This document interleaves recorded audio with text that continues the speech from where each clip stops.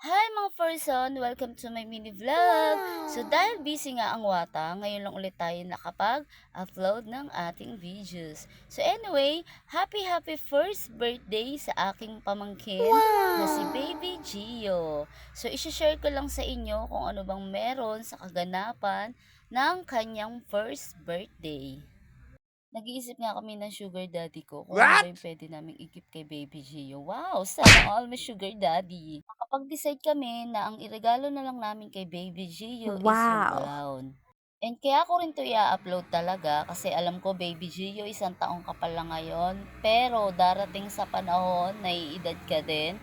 So gusto ko mapanood mo to, ma-experience mo or maalala mo na naranasan mo yung mga ganitong bagay. Naalala ko din talaga nung nag-birthday yung mga anak ko.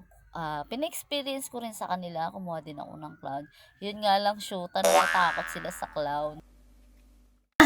Wag ipapin mo sila rito lahat mamaya. Lagay mo, don't quit. Wait lang, pagtapos na Don't give up. ikaw naman ha, i-return ha. Yung batang may laban.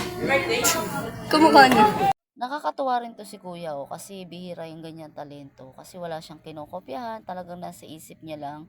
Siya na yung bahala kung ano yung gusto niyang ilagay sa mga mukha ng mga bata. Ang galing-galing, bihira talaga. Amazing! Ayan, nag-i-start na sila habang dito sa kabila merong face painting. Ayan, nag-i-start na rin yung palaro ng clown. Nakakatuwa lang kasi imagine mo kahit yung batang wala panligo, yung iba pinapatulog ng nanay kasi tanghali sila tumatakas para lang makasama sa laro. Nakakatuwa naman talaga ang pagiging bata. Actually, yan talaga yung hahanap-hanapin mo pag dumating sa part na may edad ka na. Wow, sana all.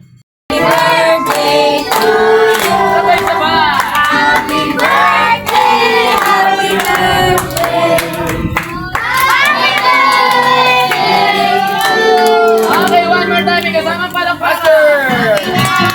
Happy birthday to you.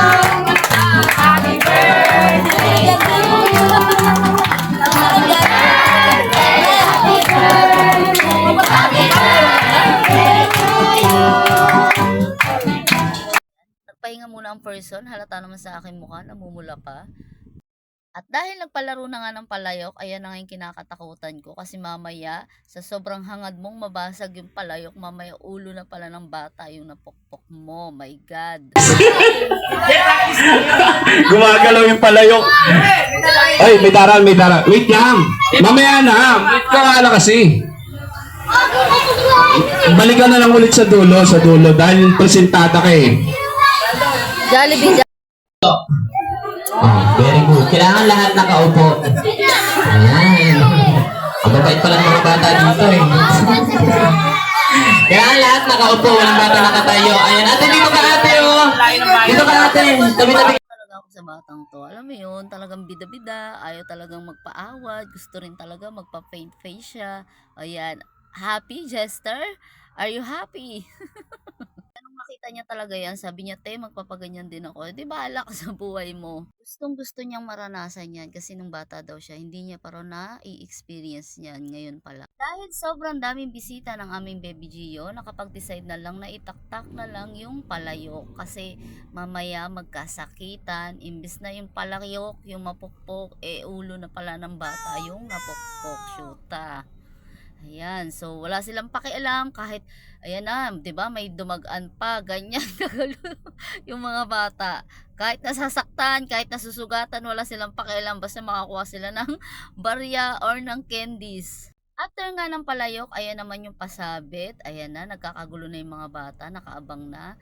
So, sino kaya yung mas maraming makukuha? Boom, kaya pa.